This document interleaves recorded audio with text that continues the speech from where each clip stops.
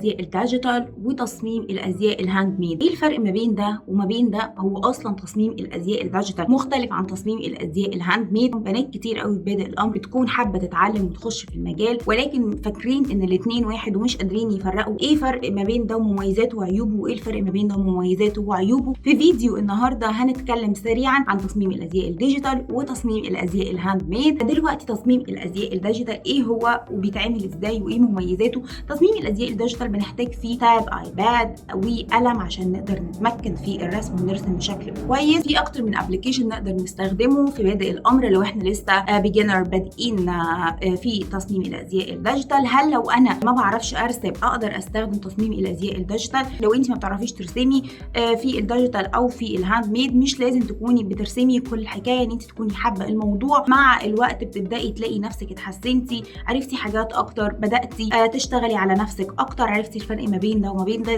ازاي اوصل للافكت الصح في كل ماتيريال عن الثانيه. اي حاجه حابه اعدلها، حابه اغيرها، حابه اشوف الديزاين ده لو طولته، لو قصرته، لو حطيته باللون ده، بالماتيريال دي شكله هيبقى عامل ازاي، اقدر اعمل كل اللي انا عايزاه وكل التخيلات والتصورات اللي انا محتاجاها. لو ما عجبتنيش او حسيت ان فيها مشكله بقدر اعمل باك او ارجع تاني للحاجات لللاير اللي انا كنت واقفه عليها بمنتهى السهوله. بقدر اشوف للديزاين اكتر من لون واكتر من شكل. دي مميزات التصميم الديجيتال. طبعا بينجز في الوقت، بينجز في الزحمه، ما بحتاجش الوان كتير، ما هو التاب او الايباد والقلم وخلاص. دي مميزات وده تصميم الازياء الديجيتال. ببدا ارسم الفيجر او المانيكان، البسه واختار الماتيريال اللي انا عايزاه، اللون اللي انا عايزاه، بجرب ده وده وده بمنتهى الحريه. لكن تصميم الازياء الورقي هو برده ممتاز وجميل جدا وانا بحبه قوي. ولكن تصميم الازياء الورقي عملتي حاجه خلاص ما بتقدريش تغيريها، اختاري اللون وكوني متاكده منه قبل ما تبداي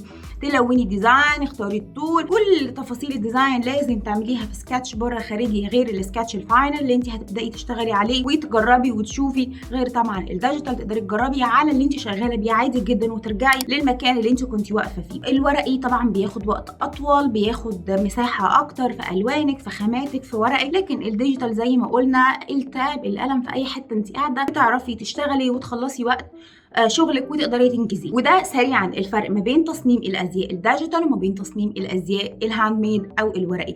كنت مبسوطه ان انا معاكم، وانا بوسي علي بتاعه الموضه. ما تنسوش تعملوا لايك وسبسكرايب في القناه. باي.